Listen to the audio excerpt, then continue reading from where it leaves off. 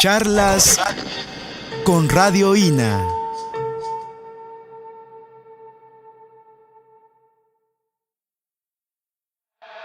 Charlas con Radio INA.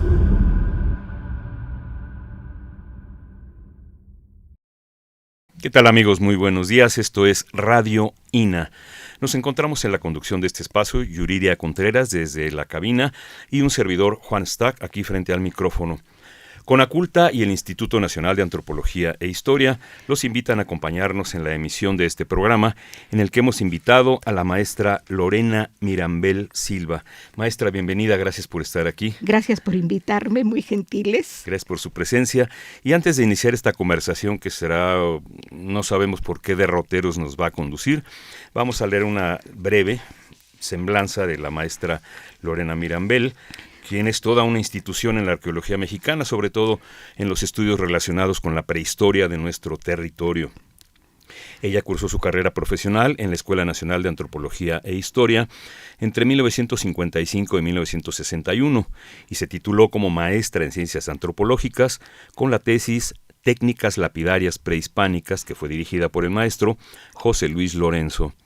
También realizó estudios en la Universidad de Burdeos, en Francia, con el reconocido prehistoriador François Borde. François Borde. Y en el Instituto de Arqueología de Londres, en Inglaterra, con la tutoría del doctor Ian Cornwell. Desde el año 63, la maestra Mirambel forma parte del Instituto Nacional de Antropología e Historia. Se desempeñó durante varios años en el Departamento de Prehistoria del INA y fue su titular. Ha sido también presidenta del Consejo de Arqueología. Ha participado en algunas de las excavaciones arqueológicas más importantes relacionadas con su especialidad en varios estados de la República, pero los principales y que saldrán seguramente en la conversación serán los trabajos en Tlapacoya, en el Estado de México, o en Cedral, en San Luis Potosí. Y hay que mencionar como pilón a esta trayectoria bastante larga, que entre otros reconocimientos ha sido merecedora de las palmas académicas que otorga el gobierno francés. Gracias por estar aquí, maestra.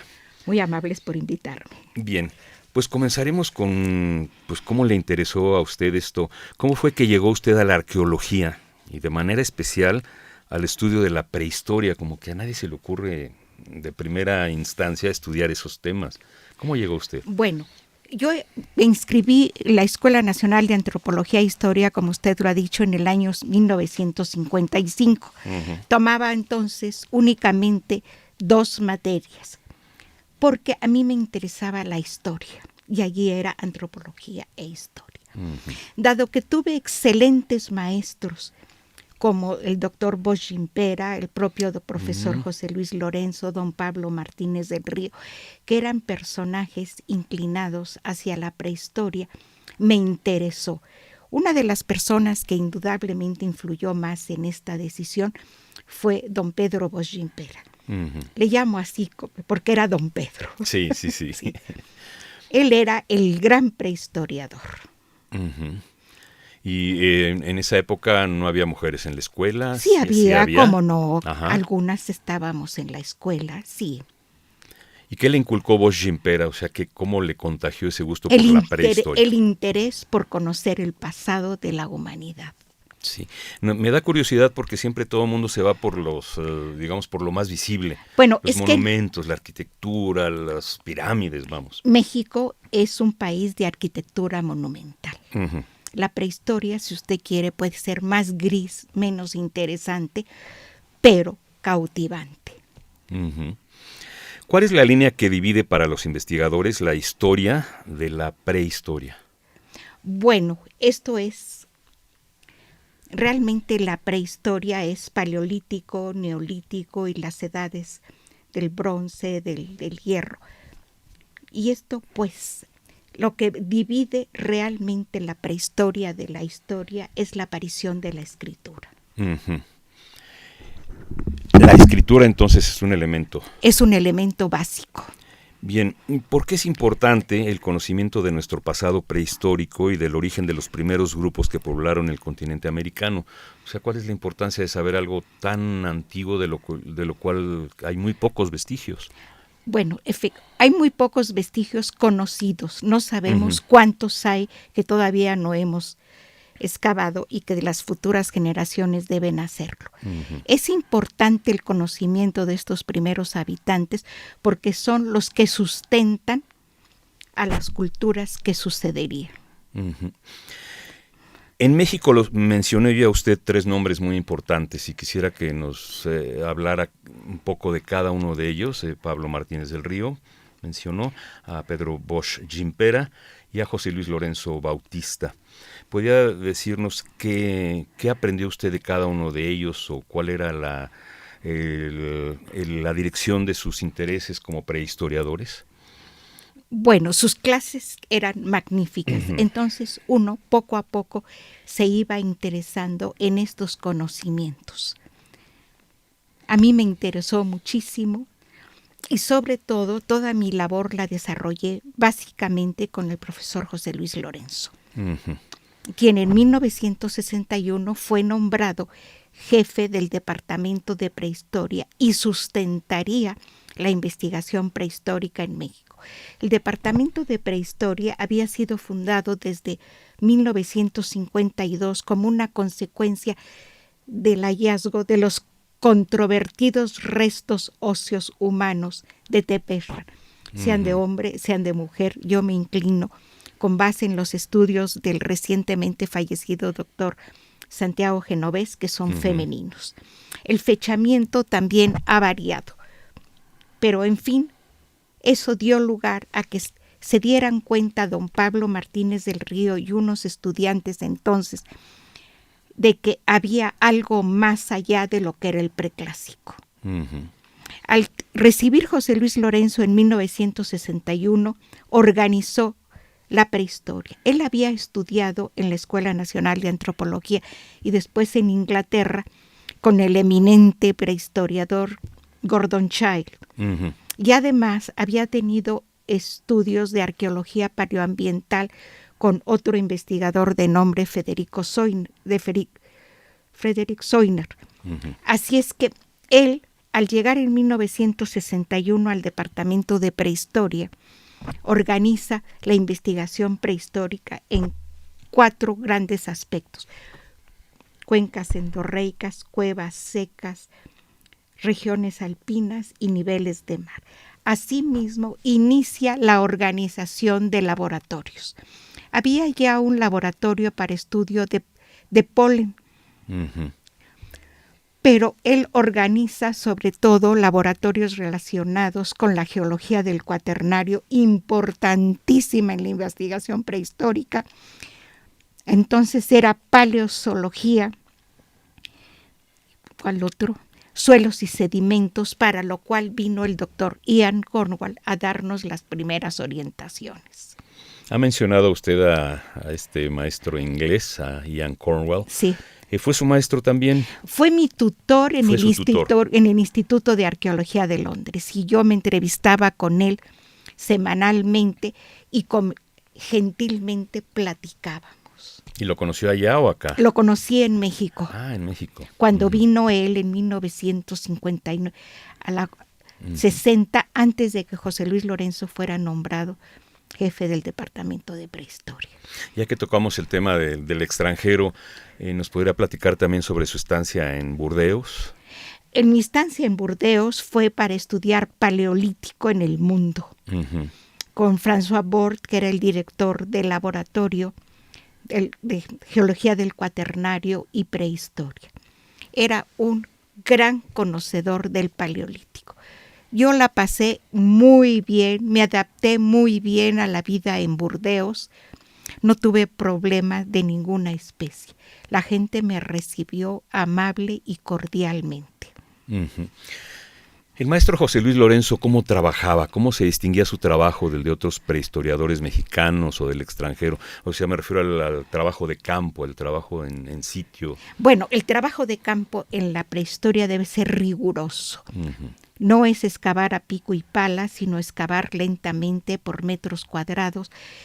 Se pone una cuadrícula orientada perfectamente. Se hace un levantamiento topográfico del área de la zona porque antes se han hecho recorridos para ver qué tipo de flora, de fauna existen, porque el hombre en esas etapas tenía una estrecha relación con la flora y la fauna, ya que de ello dependía su alimentación. En el trabajo de campo de un prehistoriador, ¿cómo es el trabajo de prospección? O sea, ¿cómo saben a dónde dirigirse, dónde excavar, dónde Bueno, buscar? generalmente los trabajos se hacen en cuevas que presentan ciertas características, se recoge material de superficie, sobre todo material lítico, porque nosotros trabajamos realmente antes de la aparición de la cerámica, o en sitios al aire libre, como fue Cedral, el sitio más difícil que he trabajado. No era un campamento porque nunca localizamos el campamento, pero allí era un manantial al cual llegaban tanto el hombre como los animales en busca de agua. No sé si entrar ya de lleno a un ejemplo, al ejemplo de Cedral, porque parece que es algo muy importante, no solo para su trayectoria personal, sino para la prehistoria en general y la presencia humana en América. Bueno, en este momento es el sitio más antiguo que tenemos, con una fecha de 31,000 antes del presente. Tenemos 31,000 años. No tenemos restos óseos humanos, lo cual los hubiera sido realmente un privilegio encontrarlos, pero sí tenemos restos de actividad humana y restos abundantes de fauna pleistocénica y holocénica. Hay una publicación al respecto en el que intervenimos 10 investigadores para hacer un estudio interdisciplinario, que era la forma de trabajar de José Luis Lorenzo. O sea, no solamente arqueólogos. No, los arqueólogos hacíamos las excavaciones, pero se invitaba a los otros especialistas en fauna, en botánica, en suelos y sedimentos, para que participaran. Y todo lo que van sacando lo mandan al laboratorio. Se manda a laboratorios y ahí se analiza. Estamos hablando de un solo laboratorio, porque ahorita que me mencionó todas estas especialidades, no son varios, son diferentes. Son varios los laboratorios que integraban mejor los laboratorios del Departamento de Prehistoria. Ahora se llama Subdirección de Laboratorios y Apoyo Académico. Volviendo a Cedral, ¿cómo fue que dieron con ese punto en toda la República Mexicana? Que además es una zona, como mencionábamos antes de la conversación, una zona semidesértica, árida. O sea, ¿qué vestigios, qué signos hay para que usted pueda decir, ahí hay que buscar algo? Fue debido a una denuncia del hallazgo de restos óseos pleistocénicos. Ajá. Y lo visitó un zoólogo, Ticul Álvarez Solórzano, que trabajaba en el laboratorio de paleozoología en aquel entonces. Que un laboratorio lleva su nombre, ¿verdad? Lleva su nombre, sí. Exactamente. Y porque en la zona hay muchos restos óseos de animales. Uh-huh. Y entre los que se visitaron se decidió que Cedral era el más... Bueno, se llama Rancho La Amapola, uh-huh. Cedral, San Luis Potosí, era el más prometedor. Y así se iniciaron las excavaciones arqueológico-paleontológicas. Muy bien. Hablaba usted de fauna pleistocénica, ¿algún ejemplo de qué ejemplares, qué animales, qué...? Pues numerosos animales. Ajá. Había, ahorita ni los recuerdo ya de tantos animales que aparecieron. ¿Pero con la fauna usted puede deducir que ahí hubo presencia humana? No. Tenemos que encontrar materiales líticos producto de la actividad humana. Uh-huh. ¿Cómo qué materiales? Por ejemplo, raspadores, raideras, lascas, navajas, que servían al hombre para ayudar a destazar los animales. Uh-huh. Uno que no es arqueólogo ni está especializado en estos temas, se pregunta cómo distingue uno una lasca de un raspador, de una piedra común y corriente que no está, digamos, no tiene un fin utilitario. No, ya se sabe, eso ya lo tiene uno los conocimientos para identificar a los materiales líticos arqueológicos. Yo tengo ahora un proyecto de investigación sobre la industria lítica arqueológica en México, el cual desarrolló con una arqueóloga que vive en Torreón, Leticia González Arratia. Y ahí estamos impulsando la investigación de la industria lítica en México, que está siempre un poco abandonada porque los arqueólogos prefieren la cerámica. ¿Se puede hablar de una industria lítica a Claro, ese nivel? desde luego, Ajá. y la tenemos en base a una cadena operativa, Ujú. desde el origen de la materia prima hasta el objeto abandonado o desechado por inservible. ¿Qué restos humanos se encontraron en Cedral? Humanos, ninguno. Ninguno. Nada más restos Solo de actividad objetos. humana, objetos. Ajá. Y un hogar con unos tarsos de proboscidio. Y en el centro, ¿Cómo dijo? un hogar. ¿Un hogar? Un hogar, es decir, ¿Dijo restos tarsos? de proboscidio, sí. Huesos. Ah, ya, sí. Ya entendí. Tarso, sí. Encontramos Tarso, huesos. tarso, dedo, sí. Y ese material se fechó y fue el que dio la fecha de 31,000. Ujú. En la primera etapa de excavaciones intervinieron arqueozoólogos ahora, un arqueólogo argentino que fue invitado, Rodolfo Casamiquela, recientemente fallecido, y el profesor Lorenzo fue quien las dirigió. Yo entré hasta la segunda temporada de excavaciones. ¿Cuántas temporadas hubo? Pues creo que 8 o 9. Tantas. ¿A lo largo de Íbamos cuántos años? Una vez al año nada más. Ujú. Y estábamos 4 o 6 semanas, dependiendo de los presupuestos. Ah, también. Entonces vaya que era importante el sitio, digo, Sí. para haber acudido tantas veces.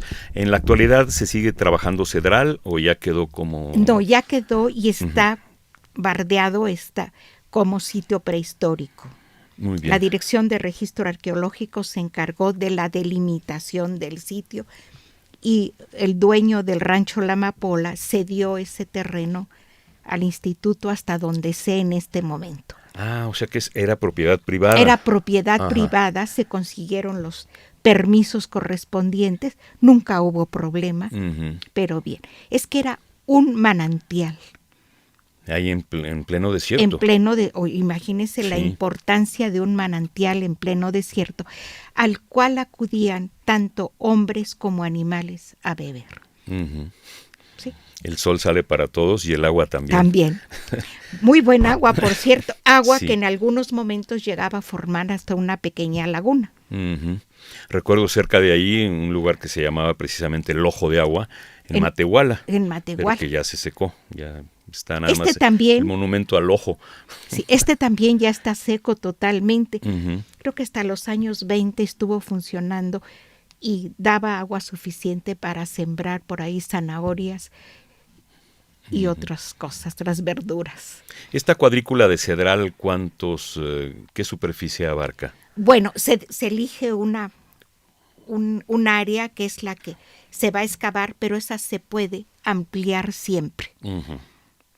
Digamos lo que se bardeó, lo que se delimitó, Lo que se delimitó es un área mayor a la zona en la que excavamos. es como para dar un margen. Para dar un margen, y yo creo que la visita está restringida. Ujú. Desde el año 97 no he vuelto. Alguien volverá y ampliará esos conocimientos que usted ha dejado sembrados Yo ahí. creo que ya no. ¿No? No, ¿No cree que dé fue más? el sitio más difícil que tuve que excavar. Ya.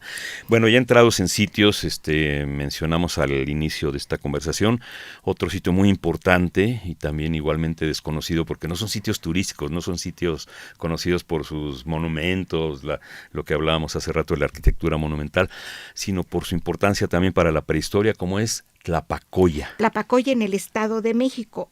¿Dónde está Tlapacoya? Hay un cerro que se llama Tlapacoya y estaba este sitio a orillas del viejo lago de Chalco, que después fue desecado. Dicen que para darle terrenos a un amigo de Porfirio Díaz. Ah, Ya ve que las cosas son así siempre. digamos que es por la carretera Puebla. Por la carretera Puebla, Ajá. en el lado izquierdo. Hay un cerro allí y allí se hicieron las excavaciones, ¿Qué importancia tiene Tlapacoya para la prehistoria? en que hemos encontrado restos también de actividad humana de alrededor de 21,000 años antes del presente. Tanto Tlapacoya como Cedral y como le comentaba, fueron estudios interdisciplinarios. Ujú. Participamos arqueólogos e investigadores de otras especialidades. En Tlapacoya hasta investigadores extranjeros vinieron por la importancia del sitio. Entonces, de nuevo estamos en un caso en el que se encontraron no restos humanos, sino restos de actividad humana. En un sitio de Tlapacoya 18, porque los numeramos de uno en uno, sí se encontró un cráneo que está fechado en 9230 antes del presente. Y otro cráneo que fue, como en esa zona se sacaron materiales para construir el bordo de la carretera México-Puebla, se encontró un entierro. Pero pues la gente local recuperó el cráneo y le dio cristiana sepultura. Cuando estábamos ahí nos dijeron que dónde estaba el cráneo, fuimos, lo sacamos y lo mandamos a la Dirección de Antropología Física, donde le han hecho estudios y lo han fechado. Uh-huh. Digamos, ahorita estamos hablando de sitios, como le decía hace un momento, hablábamos del desierto de San Luis Potosí. ¿Cree que con estas investigaciones que ustedes han hecho se pueda determinar si el clima ha cambiado de entonces a la fecha, 31,000 años a la fecha? Claro que ha cambiado porque fue el cambio geológico del Pleistoceno, todo es cuaternario, pero del Pleistoceno, que se caracterizó por las grandes glaciaciones, al Holoceno con una mejoría de clima. El Holoceno se ha dicho que tiene 10,000 años de antigüedad. Uh-huh. Pero eso fue un acuerdo de Congreso. ¿Por votación? Por votación, pero hay zonas en las que empezó antes y en las que empezó después. Uh-huh. Pero sí hubo un cambio climático y por lo tanto un cambio en la flora y en la fauna. ¿Y también se ha encontrado flora? No, pero restos de polen. Y polen. Se puede hacer análisis polínicos y saber qué tipo de polen, de plantas existían en esa zona. Pero bueno, me regresé a Cedral pensando en esto, pero volvamos a Tlapacoya. ¿Con quién trabajó en Tlapacoya? ¿Con qué otros compañeros arqueólogos? Con arqueólogos sobre todo, con Norberto González Crespo, quien ya falleció recientemente, y hasta estudiantes tuvimos, y quien hizo sus prácticas de investigador en Tlapacoya fue Joaquín García Bárcena, después también un gran prehistoriador. Sí, también recientemente desaparecido. Tiene como un año de fallecido más o menos. Sí, que es también un caso interesante el de García Bárcena. ¿Fue su compañero o su...? No, yo ya estaba recibida cuando él todavía era estudiante. Un hombre muy inteligente, muy preparado. ¿Un caballero? Por supuesto. Además. Muy elegante, además. No, muy bien. Una persona con la que podía uno tener conversaciones realmente profesionales. Tengo una pregunta aquí. Ahora que menciona las glaciaciones, existe una especialidad que se llama glaciología. Así es. ¿En qué consiste? En el estudio de los avances y retrocesos de los grandes glaciares. ¿Y qué cercanía tiene con la arqueología prehistórica? Bueno, sobre todo los glaciares de Norteamérica, tanto de la cordillera de las montañas rocallosas como el Casquete Laurentido, fueron importantes para el poblamiento del continente americano, que es muy discutido. Por ejemplo, José Luis Lorenzo y yo sosteníamos que fue temprano. Él, el profesor Lorenzo, era realmente una persona que le interesaba la glaciología, porque si estaban las dos masas, era muy difícil el paso. O sea, ¿glaciares hasta dónde había en América? Bueno, pues hasta la zona de Wisconsin, que es la última glaciación en Estados Unidos. A nosotros tuvimos aquí únicamente glaciares de alta montaña. Solo por la altura, ¿no? Por la altura teníamos el Popo. Claro. Antes de que empezara con sus fumarolas. Sí, cuando yo era niño era blanco, ahora es gris. ¿Verdad? Es otra cosa.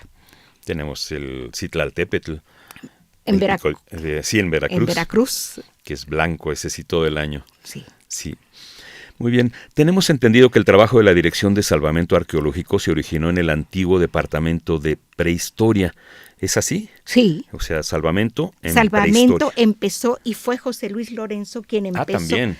No, hablar de José Luis es otra historia. Sí. Ahí empezó el salvamento arqueológico y el primer proyecto que hicimos fue en la cuenca del río Balsas cuando se construía la presa Presidente López Mateos en el Infiernillo. Allí estuvimos, yo estuve pocos meses, como 5 meses nada más, con un calor. Infiernillo. No era Infiernillo, era Infiernote. Infiernote. Y trabajaba ahí también Norberto González, Ángel García Cook, Lourdes Suárez, Guadalupe Mastache. Éramos un equipo. Todos ellos compañeros suyos de la carrera, no. No, de la carrera Yo no. para esa fecha ya me había recibido y ellos todavía eran estudiantes. ¿Quiénes son de su generación, maestra? De mi generación, Noemí Castillo Tejero. Muy bien. Mujer. Mujeres. Es que le preguntaba hace rato de la presencia femenina en la arqueología. También estaba, por ejemplo, ya para cuando yo empecé, ella creo que ya se había titulado Beatriz Barba de Piñachán. También estaba Beatriz Braniff. Tita, la famosa Tita. Mayores que yo, por supuesto. Muy bien. ¿Con qué seguimos? El trabajo del arqueólogo en las condiciones de trabajo y de hospedaje en el Infiernillo, en el Cedral. ¿Qué nos pudiera platicar de esas experiencias, de esos recuerdos? Por ejemplo, ahorita que habló del Infiernote. Era un calor tremendo. Teníamos una casa que nos había dado la Comisión Federal de Electricidad, bien equipada. El único problema es que las camas tenían chinches, pero bueno, eso tuvo solución con insecticidas. Claro. Y comíamos en un restaurante que tenía la Comisión Federal ahí, en que tenían un chino cocinero. Muy bien. Chino. En eso José Luis Lorenzo se preocupaba mucho de que su gente comiera y descansara bien, porque al día siguiente había que trabajar.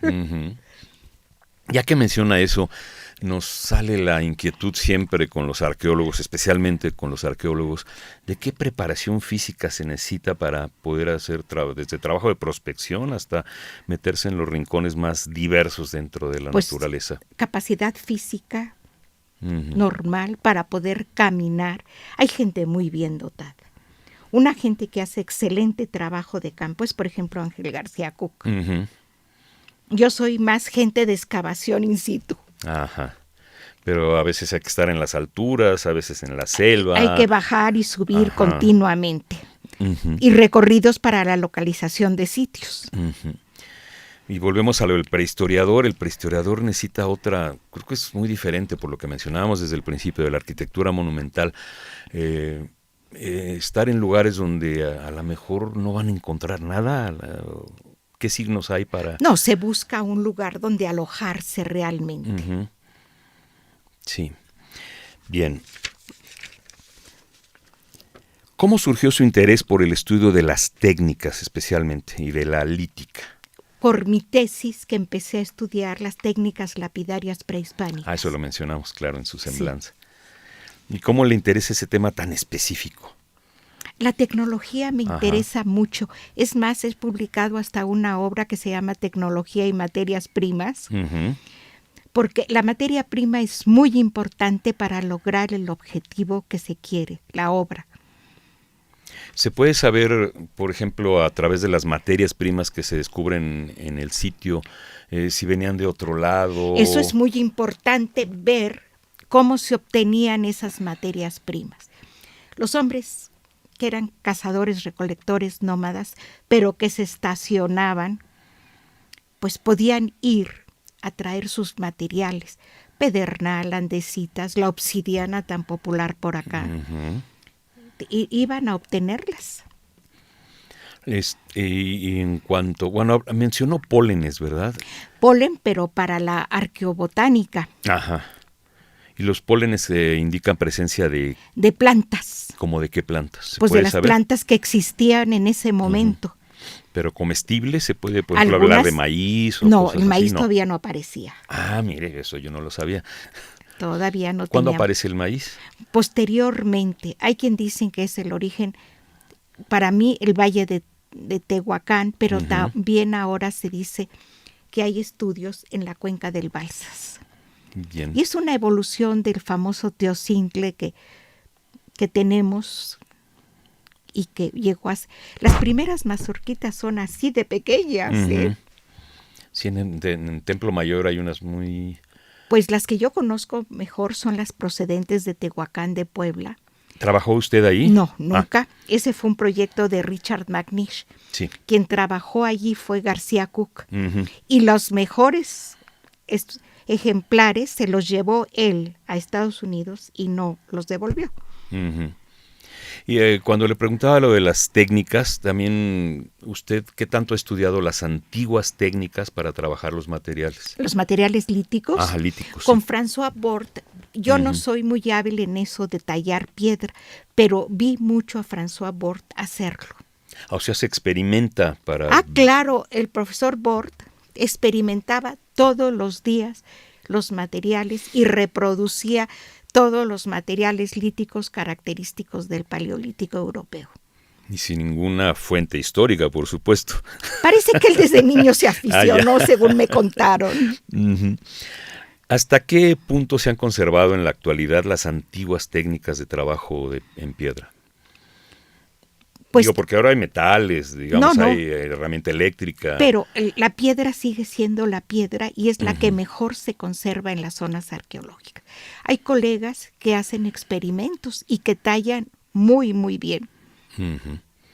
Bien, le recordamos que estamos aquí en Radio INA, que estamos transmitiendo a través de www.radioina.blogspot.com para todo el planeta, para todo el orbe, a través de la internet, y que estamos platicando con la maestra Lorena Mirambel Silva, arqueóloga, prehistoriadora y... Muy amable. ¿Cuántas cosas más? Háblenos, por favor, maestra, de la importancia de la observación y clasificación de los objetos, del conocimiento de los materiales para un trabajo más preciso en relación al pasado, no sé, cerámica, lítica, concha. Yo realmente me he especializado más en la lítica. Lítica. En concha, indudablemente, quien lleva la batuta es Lourdes Suárez Díez. Ajá. Y en cerámica, casi todos los arqueólogos manejan muy, muy bien la cerámica.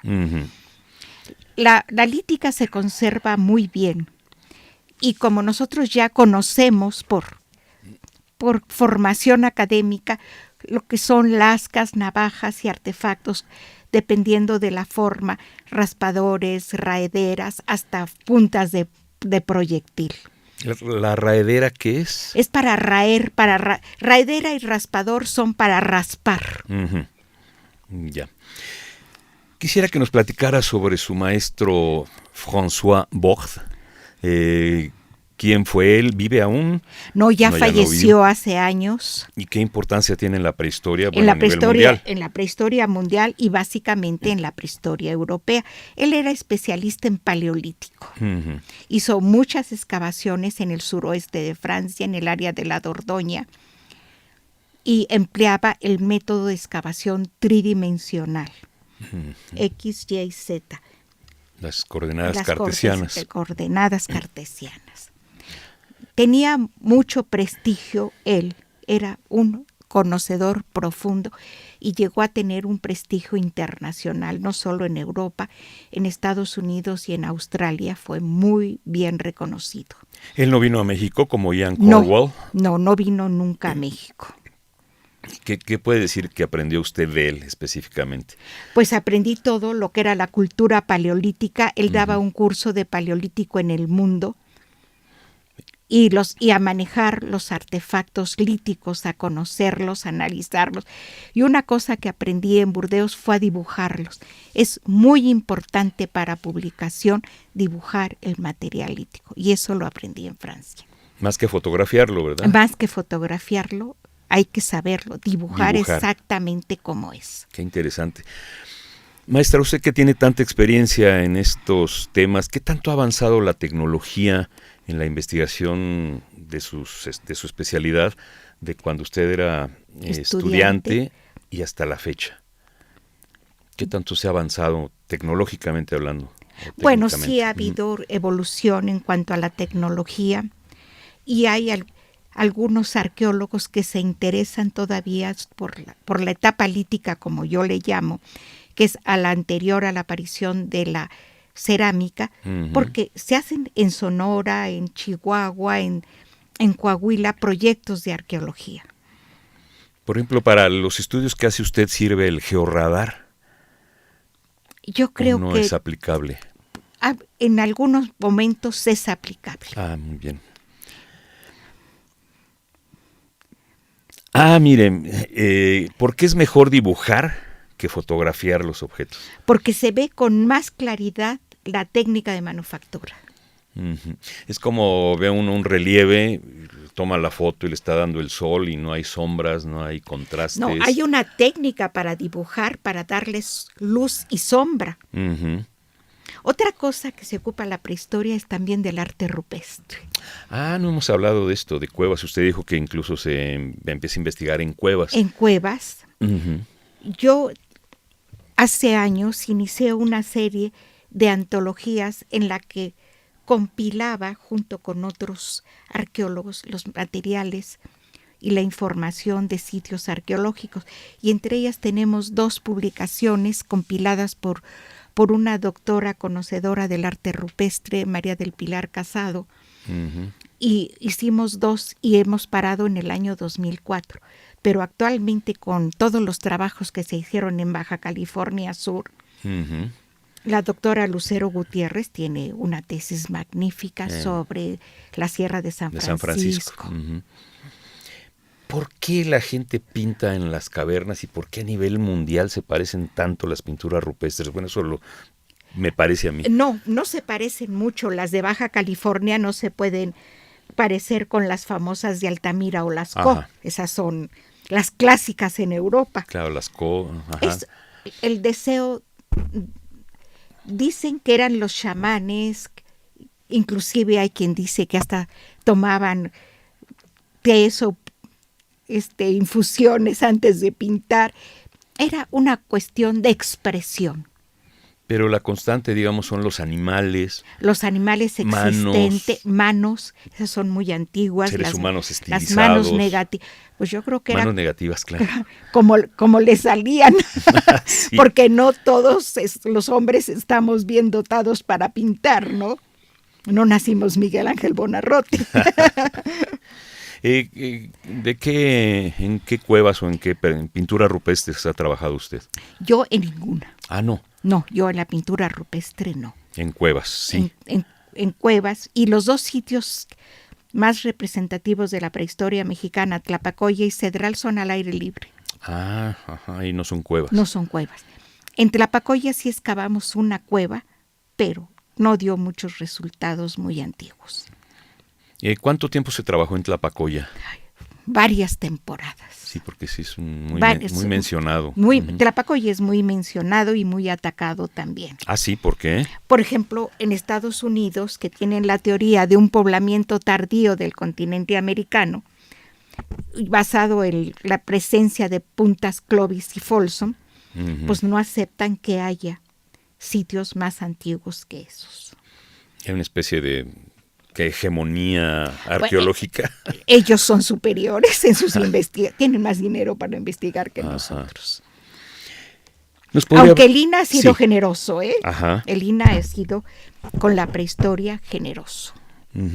¿Nos podría hablar del tema del poblamiento de América, de nuestro territorio específicamente, de cómo se han modificado las fechas o los datos con el avance de las investigaciones que ustedes hacen? El poblamiento del continente más aceptado es a través del estrecho de Bering, que con motivo de las glaciaciones bajaron los niveles de mar y lo que es ahora el estrecho de Bering era una isla enorme, Beringia, y por ahí fue fácil cruzar a Alaska, al territorio de Alaska, que no estaba glaciado. Ahora, el descenso hasta Tierra del Fuego fue largo. Sí. ¿De cuántos años estamos hablando? Pues calculamos que el primer poblamiento fue alrededor de 40 a 45 mil años. Para el prehistoriador, 5,000 años no es nada. No es nada. Y tenemos fechas en la Tierra del Fuego de 10, 12 mil años así. Porque también de venir de lugares tan fríos e ir descubriendo mejorías climáticas los hacía avanzar. Hacia el calor. Lógicamente. Claro. No es lo mismo andar semidesnudo que andar cubierto lleno de pieles y demás. Y también seguir a la fauna para la caza. La fauna para la caza. La pesca. Y en mi ideología se cazaba fauna menor. No se cazaban los grandes mamutes más que accidentalmente, cuando lograban empantanarlos. Y ya tenían carne para varios días y hasta para invitar a los que andaban por ahí merodeando. Sí coincidió el mamut con el ser humano, ¿verdad? Sí, claro, Sí. sí. Porque luego hay dudas de Tenemos uno en fechas. Santa Isabel Iztapan, excavado Claro. por Luisa Vereira y Arroyo de Anda, en que aparecen restos de actividad humana. ¿Usted conoce el estrecho de Bering? No. No. ¿O zonas de Asia que hubieran tenido relación con las migraciones, con los probables pobladores de América? Bueno, hace muchos años, y dado que obtuve una beca Guggenheim para estudiar, fui a China. Estuve en Pekín, ahora Beijing, y estuve viendo materiales de allá. La tecnología es igual, presión, percusión, desgaste y demás. Pero presumiblemente somos de origen asiático. Y sí, venían de Asia, cruzaron a América y es origen asiático. Y usted nos habla de que aquí en territorio mexicano, 31,000 años, lo más antiguo. Hasta el momento. Hasta el momento. Puede haber posteriores investigaciones que nos lleven a un poco más antiguas. Estas fechas se pueden mover con el avance de las investigaciones. Claro, porque si alguien descubre un sitio con mayor antigüedad, por ejemplo, hay excavaciones en Sonora, en un sitio que se llama El Fin del Mundo. ¡Qué nombre! Pero ahí son de tipo Clovis Folsom. Siempre se menciona eso de Clovis y Folsom. ¿Qué es? Porque es que se consideran las puntas más antiguas del continente americano. ¿Tienen una forma especial? Sí, tienen una forma especial. Tienen una acanaladura para facilitar el enmangado. El enmangado es para, digamos, el palito que lleva la flecha. Exacto. O la lanza. Cuando se descubre que puede haber lanzas y flechas. Claro. Ahora, el hombre no solamente utilizaba la piedra, también la madera. Un buen palo es muy útil siempre.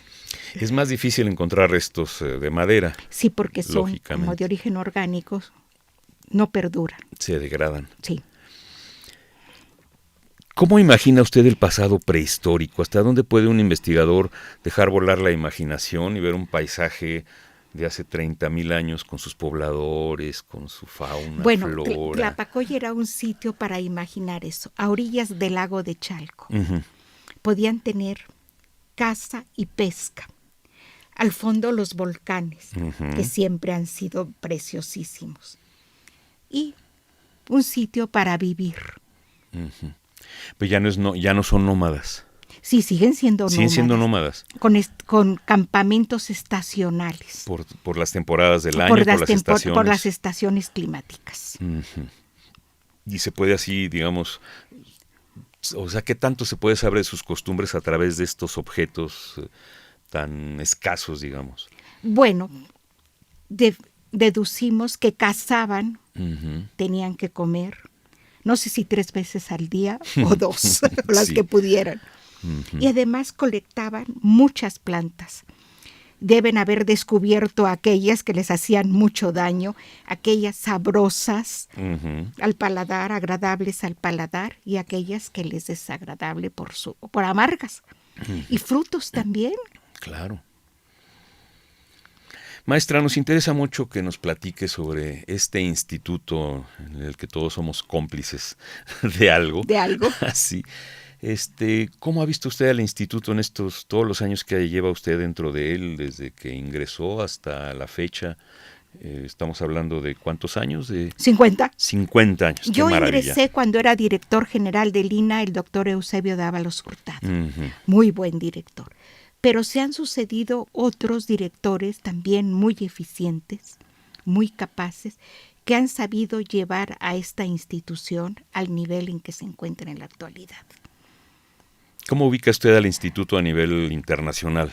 Bien, Ajá. tiene prestigio.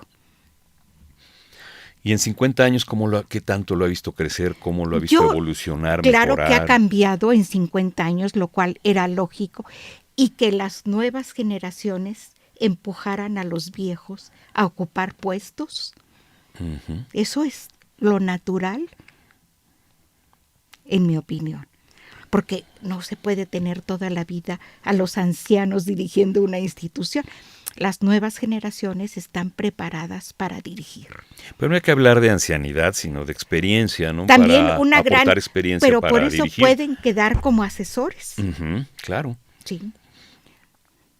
¿Qué tanta gente quiere tomar la estafeta de la prehistoria? Alumnos, no hay, seguidores. No tenemos gente en la ¿Cómo? actualidad. No. Se hacen excavaciones, la doctora Sánchez Miranda hace excavaciones en el Fin del Mundo en Sonora, Leticia González Arratia hace excavaciones en Cuatro Ciénegas en Coahuila, donde ha descubierto huellas de pisadas humanas, Uh-huh. como las famosas de Laetoli en África, Uh-huh. y está trabajando en eso. Pero hay poca gente en prehistoria. Hay poca, no hay prehistoria. Lo que fue Departamento de Prehistoria desapareció a principios de 1989.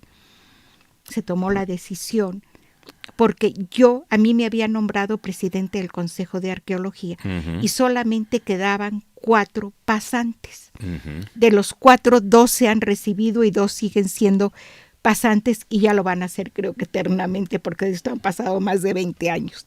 Y si entonces ya eran pasantes, pero han hecho muy buenos trabajos.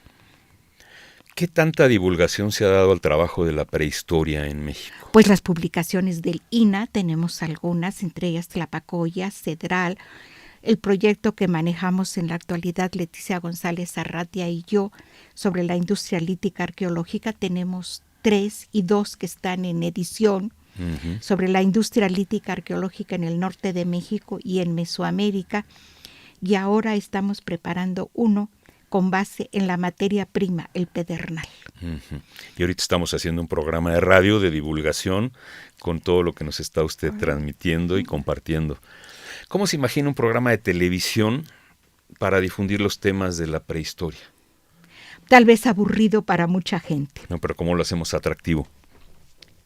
Pues no tengo ni la menor idea porque eso es ajeno a mí. Ya. No, se lo pregunto así como especialista usted en el Muy tema. Muy bien. ¿Cómo se podría divulgar a través de imágenes? No, hay gente siempre interesada en todo esto. Uh-huh. Y una de las cosas que más interesa posiblemente es el arte rupestre. Uh-huh.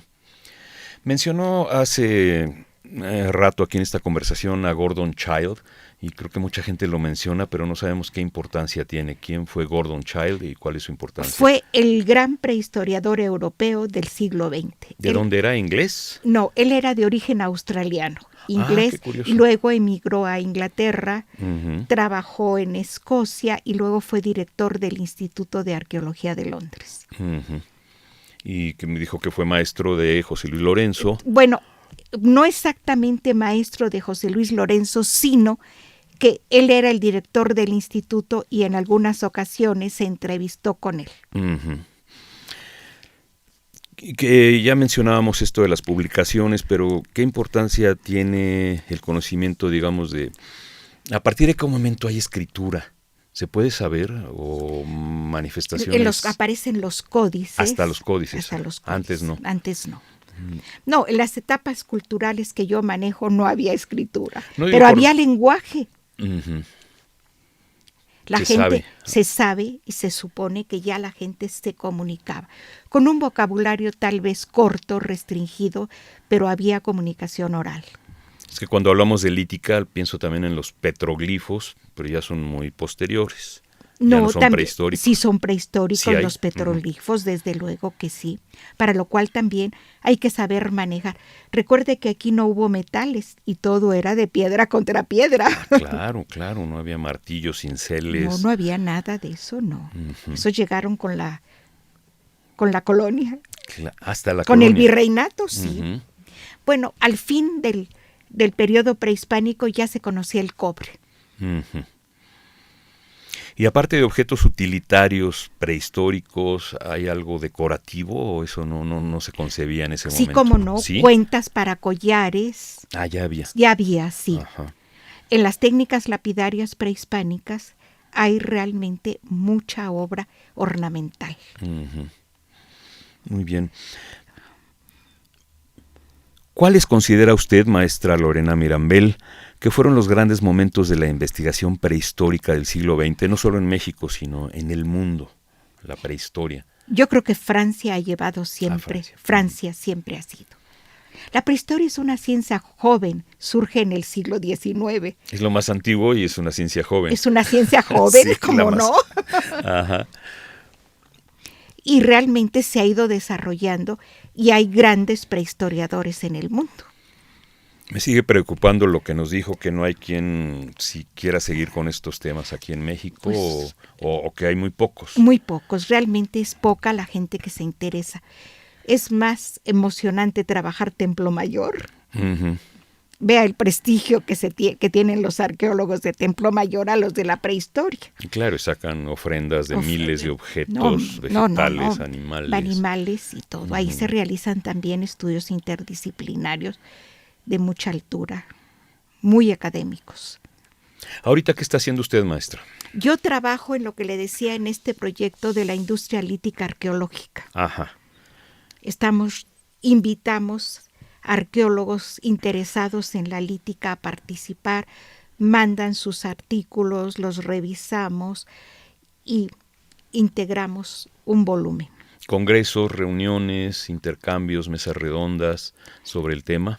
No ha habido recientemente. No ha habido. Recientemente estuvimos un grupo de investigadores en Puebla. Ujú.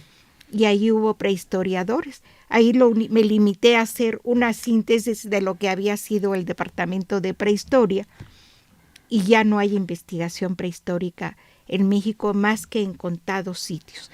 Actualmente la Coordinación de Arqueología quiere otra vez que se vuelva a trabajar la prehistoria, a ver qué podemos hacer. Y hemos mencionado ampliamente en esta conversación Cedral, Tlapacoya, pero ¿qué otros sitios que no se nos También haya ocurrido? trabajamos en Salinas, San Luis Potosí, prehistoria. Este sitio está entre San Luis Potosí, capital, Jalisco, ¿no? Zacatecas. Zacatecas. Justo a la mitad, más o menos, digo, Ujú. a la mitad entre San Luis y Zacatecas. ¿Y ahí qué se Allí investigó? encontramos, fue una denuncia que nos hicieron y encontramos pocos restos de actividad humana, pero fue un buen estudio paleoambiental el que se hizo. Se vio todo lo que era la zona y cómo había evolucionado. ¿Cómo es esa zona? Desértica también. Estamos en San Luis. Ah, sí, claro. Sí, bueno, no está tan cerca de Cedral. No está cerca. Estamos Le digo, hablando de está 300 kilómetros, Sí. por lo menos. Ujú. Entonces, ¿no dijo que encontraron qué, perdón? restos de actividad humana, es decir, lascas, raspadores, puntas de... No, en la etapa lítica también la industria lítica evoluciona. Ujú. La etapa lítica que fue establecida por José Luis Lorenzo cuando se organizaba la Sala de los Orígenes del nuevo Museo de Antropología, actual Museo Nacional de Antropología. Que va a cumplir también 50 años. Ya va a cumplir sus años. Ujú. Y le voy a decir que es arqueolítico, cenolítico, dividido en inferior y superior, y protoneolítico, que yo más que protoneolítico sugiero ahora, porque aquí el neolítico no lo manejamos, que sea protoagrícola, antes de la aparición de la agricultura. ¿De cuántos años estamos hablando? Pues de 35,000 a 4,500 antes del presente, Ah, de añitos. como usted dice, son poquitos para ustedes. No es mucho. Bueno, teniendo en cuenta la historia de la humanidad. Claro. ¿Cuál es la experiencia, maestra Lorena Mirambel, de estar a cargo de un trabajo arqueológico como lo que pasó en Cedral? ¿Qué tipo de personal debe tener? ¿Cuántas personas participan? ¿Cuál es la función de quien coordina? Coordinar exactamente los trabajos, que las anotaciones sean precisas, que los colegas arqueólogos, nosotros tuvimos en Cedral 2 estudiantes a los que les enseñamos a trabajar y generalmente tenemos peones, trabajadores para cernir, para cribar los materiales, porque siempre se le van a uno cositas. Con mucha brocha y mucha espátula y cucharilla se le llegan a ir y sobre todo la visita de los especialistas en ciencias paleoambientales. Hay que entrenar al personal, a los peones hay que explicarles cómo hacer las cosas. Son muy listos. ¿Sí? Sí, conocen muy bien la tierra. Y uno les explica, les dice y captan muy bien. Sí, porque saber qué no mover, qué sí mover, si encuentran algo. Que avisar. Ellos no excavan, los que excavamos somos los arqueólogos, pero se llevan las cubetas llenas de tierra, las criban, colaboran en muchas cosas. ¿Cuál es el proceso posterior a una excavación? ¿Cuánto tiempo se tarda en darse a conocer el resultado? O sea, ya que termina una temporada, ¿qué sigue? El análisis de materiales. Los arqueólogos, en este caso, analizamos los materiales líticos y se ha calculado que si los arqueólogos trabajamos un mes en el análisis de materiales, la gente de los laboratorios trabaja 3. Ellos requieren de más tiempo para analizar sus materiales.